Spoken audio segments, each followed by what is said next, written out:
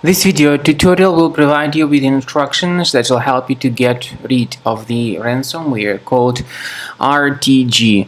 This is the ransomware that encrypts files and damages the files considerably. My video, of course, is only for the educational purposes. I am not related to this ransomware and I am not promoting this ransomware. In the video, I will just show you the negative impact of this ransomware on the files. So before the ransomware attack, you are able to open the files without troubles, but very soon, because of certain leaks and vulnerabilities in the system, this particular ransomware encrypts files and appends this RTG extension to the file names. It is not possible to use the data anymore. Then the ransomware tells the victims that they need to pay a special ransom for file restoration. Nevertheless, paying the ransom is not a good solution because this does not guarantee the file restoration. And if you pay the ransom, you will simply waste your money. I recommend you to use a special program to remove this ransomware. The program is called Combo Cleaner Antivirus.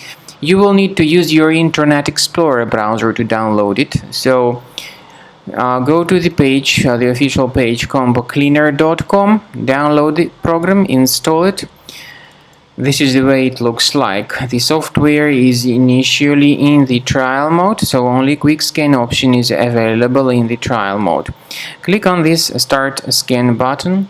Most likely the software would first of all update its anti-malware database, which is definitely essential for proper detection and removal of any malware or ransomware. So then the scanning will begin.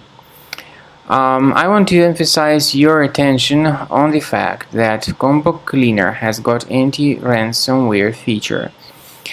It allows you to add one or several folders that would always be protected against ransomware attacks.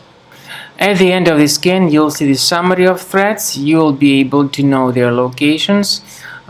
Consider upgrading to premium, which will always help you to get your data protected from all further ransomware attacks. And also please find a special link in the description to this video, which will give you more information on how to possibly recover your data that got infected by this ransomware.